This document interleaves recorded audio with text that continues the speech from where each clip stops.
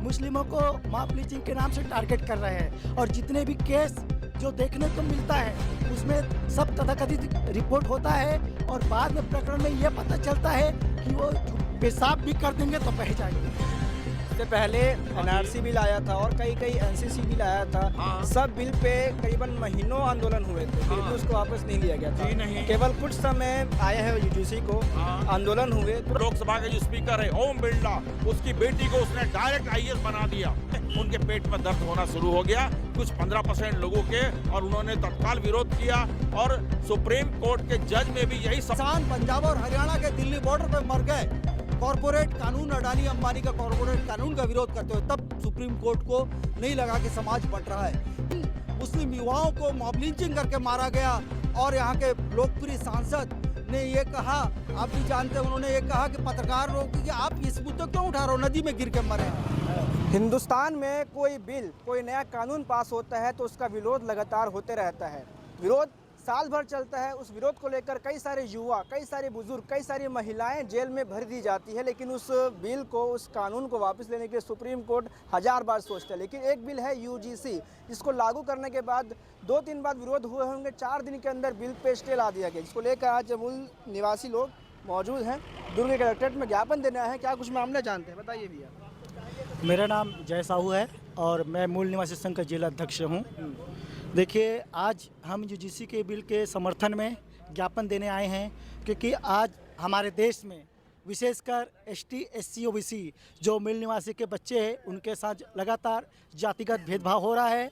चाहे कहीं भी देखें, चाहे एजुकेशन के क्षेत्र में हो, चाहे नौकरी में हो, या कहीं भी हो। और इसका जीता जागता उदाहरण जातिगत का शिकार जो हुए उसका रोहित वेमुला, पायल ताड़वी जैसे लोग हैं, हमारी लड़कियां हैं, हमारी बहन लोग हैं जो जातिगत का शिकार हो रहा है। तो हम इनका विरोध करते हैं और इसलिए हमने आज महामहिम के नाम पे ज्ञापन दिया है ताकि इस बिल को तुरंत लागू कराया जाए। जैसा देखा जाता है मॉब लिंचिंग काफ़ी चरम सीमा पर है, जिसको लेकर ये सब बिल लाया गया था कि मॉब लिंचिंग ना किया जाए। जैसे बिल हटा दिया जाएगा तो फिर क्या वापस वो चीज़ दोहराया जाएगा? देखिए, मॉब लिंचिंग का बिल भी आजकल झूठा है।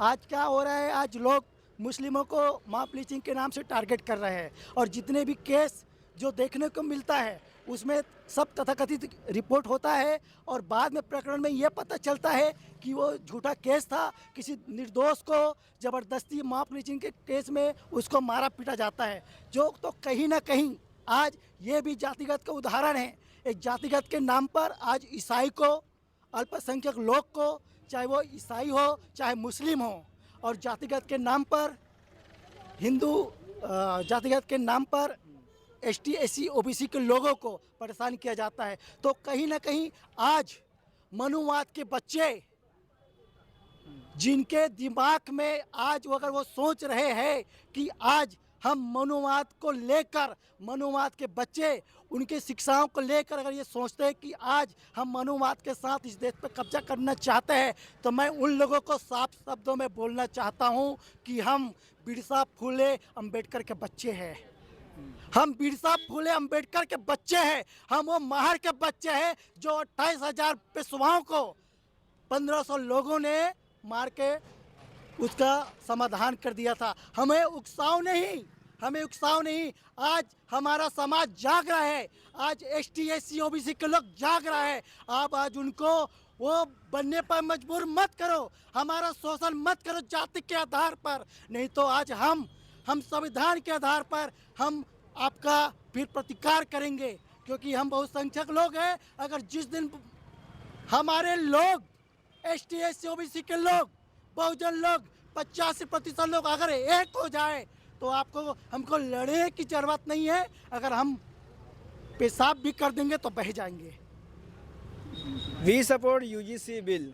क्यों सपोर्ट कर रहे हैं भैया, बताइए। हाँ, नमस्कार, जय भीम, नमो बुद्धाय। आपके चैनल के माध्यम से हम बताना चाहेंगे कि जैसा मैंने तख्ती लगाई कि we support UGC bill. UGC bill लाया गया किस लिए?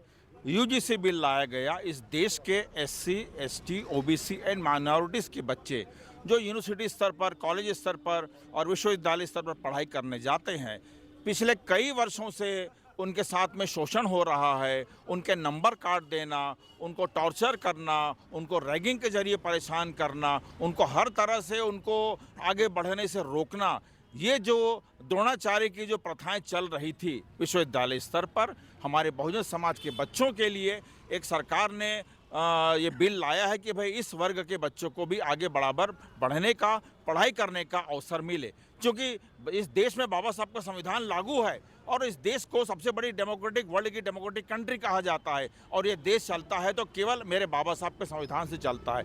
उसी बाबा साहब के संविधान में सबको बराबर का अधिकार मिला हुआ है, लेकिन अफसोस आज 1947 में सारा देश आज़ाद हुआ था 15 अगस्त 1947 को, लेकिन मैं कहूँगा कि इस देश के SC, ST, OBC and minorities के लोगों को सच में अगर आज़ादी मिली है तो 26 जनवरी 1950 को आज़ादी मिली है, जिस दिन इस देश में बाबा साहब का संविधान लागू हुआ था और ये देश डेमोक्रेटिक कंट्री यानी प्रजातांत्रिक देश बना था, पूरे वर्ल्ड का सबसे बड़ा प्रजातांत्रिक देश। उसी के तहत अगर हमारे समाज के बच्चे अगर पढ़ाई करने के लिए यूनिवर्सिटी स्तर पर जाते हैं, वैसे भी आप देखते हैं कि छात्र जीवन में प्राथमिक स्तर पर और हाई स्कूल स्तर पर जो विरोध हुआ था, राजस्थान में केवल एक हमारे SC के बच्चे ने मटके से पानी पी लिया तो उस टीचर ने इतना मारा कि उस बच्चे की हत्या कर दी गई है। ठीक उसी प्रकार अगर हमारा समाज का बच्चा कॉलेज स्तर पर, यूनिवर्सिटी स्तर पर अगर पढ़ाई करने जाता है तो वहाँ पर भी उसके साथ में जो अत्याचार होता है, जो विरोध होता है, जो उसे दबाया जाता है, उसके नंबर काटे जाते हैं, प्रैक्टिकल में उसे फेल कर दिया जाता है, इसके बावजूद भी हमको आगे बढ़ने का अधिकार अगर सरकार दे रही है तो दूसरे कुछ लोगों को बहुत ज़्यादा तकलीफ हो रही है और इन लोगों ने इसका विरोध करना चालू कर दिया और मात्र 4 से 5 दिन के विरोध के परिणाम स्वरूप देश का सुप्रीम कोर्ट तुरंत संज्ञान लेता है और इस UGC बिल को लागू करने से रोक दिया जाता है। इससे पहले NRC बिल आया था और कई NCC बिल आया था। हाँ। सब बिल पे करीबन महीनों आंदोलन हुए थे, फिर भी उसको वापस नहीं लिया गया था। जी नहीं। केवल कुछ समय आया है UGC को, आंदोलन हुए, तुरंत वापस ले लिया गया। बिल्कुल, ये बता दूं ना मैं आपको, आज आपको पता होगा आपके चैनल के माध्यम से कि कॉलेजियम सिस्टम लागू करके ये लोग उच्च वर्ण के लोग अपने जज बना रहे हैं, IAS IPS बना रहे हैं। इंडिया की सबसे कठिन परीक्षा UPSC होती है, IAS और IPS वहाँ से तैयार होकर के निकलते हैं। इन लोगों ने उसको दरकिनार करते हुए मैं प्रत्यक्ष रूप से कहना चाहूँगा, इस समय लोकसभा के जो स्पीकर है ओम बिरला, उसकी बेटी को उसने डायरेक्ट IAS बना दिया और भी कई मंत्रियों के बच्चे उनको डायरेक्ट लिटरल एंट्री दे करके डायरेक्ट IAS और IPS बनाए जा रहे हैं। ये कहाँ का इंसाफ है? ये देश क्या चल रहा है? तुम्हारी बपौदी से चल रहा है क्या? ये देश चलेगा तो मेरे बाबा साहब के संविधान से चलेगा और संविधान में हर चीज़ के बारे में विधिवत लिखा हुआ है। इसके पहले कई बिल आए, किसानों का बिल था, 800 किसानों ने अपनी जान दे दी, तब सुप्रीम कोर्ट सोया रहा, कुंभकर्णी नींद में था, उसे याद नहीं आया उसको बिल को वापस लेना, ये रोकथाम करना। लेकिन जैसे ही बहुजन समाज के बच्चों के आगे बढ़ने के लिए, शिक्षा में आगे बढ़ने के लिए ये बिल लाया गया है, उनके पेट में दर्द होना शुरू हो गया कुछ 15% लोगों के, और उन्होंने तत्काल विरोध किया। और सुप्रीम कोर्ट के जज में भी यही सवर्ण लोग बैठे हुए हैं जो उन्हीं का साथ देते हैं। वो कदापि नहीं चाहते कि बहुजन समाज का बच्चा पढ़ेगा और आगे बढ़ेगा। क्यों? क्योंकि बच्चा अगर पढ़ेगा तो प्रश्न तो जरूर करेगा, क्वेश्चन करेगा। और आज देश में ये व्यवस्था बन गई है कि अगर आप सरकार से प्रश्न पूछते हैं तो आपको देशद्रोही करार दे दिया जाता है, आपके ऊपर में सैकड़ों केस लाद दिए जाते हैं और आपको कहीं का नहीं छोड़ा जाता है। तो ये देश का चल रहा है, जबकि इस देश में बाबा साहब का संविधान लागू है। तो हम चाहते हैं मूल निवासी संगठन कि UGC का जो बिल है उसे एज इट इज यथावत लागू किया जाए और अपने मूल स्वरूप में लागू किया जाए, न कि तोड़ मरोड़ के लागू किया जाए। इसी के तहत आज हम सभी मूल निवासी संगठन के सारे लोग राष्ट्रपति महोदय के नाम ज्ञापन देने, कलेक्टर को ज्ञापन देने आए हुए थे। क्या विचार रखते हुए UGC बिल को लेकर? देखिए, UGC बिल जो है ये कोई खैरात में मिली नहीं थी। UGC का जो बिल है ये रोहित वेमुला, पायल तड़वी की माता ने और जो अम्बेडकरी छात्र संगठनों के प्रयास से जो दबाव पड़ा था UGC पर, और साथ ही साथ संसद की जो स्टैंडिंग कमेटी है उसने भी उच्च शिक्षा संस्थानों में जातिगत उत्पीड़न को रोकने के लिए एक निर्देशिका लागू करने की सिफारिश की थी, जिसके बिना पर UGC ने 2012 के नियमों में संशोधन करते हुए नया विनियम लाया जो कड़ा था। जातिगत उत्पीड़न के खिलाफ पुलिस केस करना और जातिगत उत्पीड़न होने वाले शैक्षणिक संस्थानों की मान्यता रद्द करना, ये सब कड़े कदम थे। आश्चर्य की बात है कि ये 13 जनवरी को लाया गया 2026 में, और 3 दिन अब जो ब्राह्मणवादी एलिट सेक्शन ने आरएसएस के द्वारा उकसाने पर ये सड़क पर उतरा है, ठीक वैसे ही जैसे सन 90 में मंडल कमीशन के विरोध में सारे के सारे जो ब्राह्मणवादी कुली उतर आए थे। और 3 दिन के अंदर ऐसा क्या आंदोलन हुआ, ऐसी क्या अंतरात्मा जागी सुप्रीम कोर्ट के मान्यवर जो न्यायाधीश गणों के, कि तुरंत उन्होंने संज्ञान लेकर स्टे लगाया, ये कहते हुए कि हम समाज को बंटने नहीं दे सकते। जब 800 किसान पंजाब और हरियाणा के दिल्ली बॉर्डर पर मर गए कॉरपोरेट कानून, अडानी अंबानी का कॉरपोरेट कानून का विरोध करते हुए, तब सुप्रीम कोर्ट को नहीं लगा कि समाज बंट रहा है। या फिर आप सोचिए जब मॉब लिंचिंग करके मुसलमानों को मारा जाता है, हमारे छत्तीसगढ़ में आरंग में 3 मुस्लिम युवाओं को मॉब लिंचिंग करके मारा गया, और यहाँ के लोकप्रिय सांसद ने ये कहा, आप भी जानते हैं, उन्होंने ये कहा कि पत्रकारों की कि आप इस मुद्दे क्यों उठा रहे हो, नदी में गिर के मरे हैं। इंसान की जान की कीमत, जहाँ जिस समाज में, जिस देश में मुसलमानों को द्वितीय श्रेणी का नागरिक मानकर 3 छात्र सरजील इमाम, उमर खालिद और गुलफिशा की जैसे गर्भवती जो लड़कियां 6 साल से ट्रायल नहीं हो रहा उनका, उन सब के अन्याय के ऊपर, जो अन्याय के बारे में सुप्रीम कोर्ट को कोई दुख नहीं हुआ। SIR में लाख महिलाओं को मताधिकार से वंचित कर दिया गया, बिहार में, बंगाल में, छत्तीसगढ़ में, तब सुप्रीम कोर्ट के पेट में दर्द नहीं हुआ।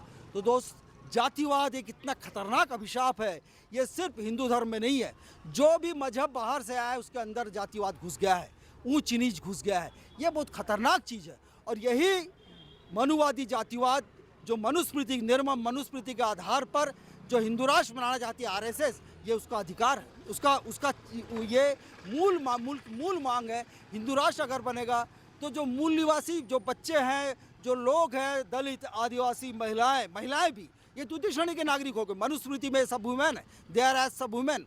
तो ऐसा हिंदू राष्ट्र आपको बनाना है कि आपको डॉक्टर बाबा साहब का हिंदू राष्ट्र बनाना जो समतावादी संविधान है, तो ये तय करना देश की जनता के सामने में है कि आरएसएस जो दुनिया का सबसे बड़ा फांसीवादी और आतंकवादी संगठन, 100 साल पुराना, गोलवलकर, हेडगेवार और सावरकर का देश चाहिए, अंग्रेजों के गुलामों का, देश के गद्दारों का, कि शहीद भगत सिंह, बिरसा, फुले, अम्बेडकरी जो आज़ादी की लड़ाई की परंपरा है, डॉक्टर BR अम्बेडकर नवजागरण की परंपरा है, वो महापुरुषों के आधार पर हमको एक समतावादी देश बनाए, या कि ये फांसीवादी हिंदू राष्ट्र बनाए। तो ये हमारा ये है, और इसी मुद्दे पे हम लड़ रहे हैं। तो कहना सादा, सिंपल और सरल भाषा में है कि जो UGC बिल है उसको वापस लाया जाए, क्योंकि जो भेदभाव का जो है वो आज चरम सीमा में पहुंच गया है। हाल ही का मामला है दुर्ग के देव बलौदा में, जहां पर महाशिवरात्रि का मेला लगा था, वहाँ भी कुछ इस प्रकार के लोग पहुँचते हैं और जो मुस्लिम दुकानदार है उनको टारगेट कर माँ बहन की गालियाँ देकर, असामाजिक गालियाँ देकर उनको वहाँ से भगाया जाता है। इस प्रकार से जो बजरंग दल के लोग वहाँ पहुँचते हैं, जो भी हरकत करते हैं, उनके खिलाफ ही जो UGC है उनके भी काफ़ी काम आएगा। इसको लेकर मूल निवासी पहुँचे थे, कलेक्टर में ज्ञापन दिए। क्या कुछ मुद्दा रहेगा आगे जरूर हम आपको जरूर बताएंगे। ऐसी खबरों के लिए बने रहे हमारे साथ। मैं सोहेल चिश्ती, धन्यवाद। UGC 2026 बिल सहित अन्य 5 उनकी मांगे हैं, जिनके समर्थन में उन्होंने आज रैली ग्रुप में आकर ज्ञापन दिया है महामहिम के नाम से। फिर आगे इसके पे क्या एक्शन होगा? देखिए, ये महामहिम राष्ट्रपति जी के नाम से ज्ञापन सौंपे हैं।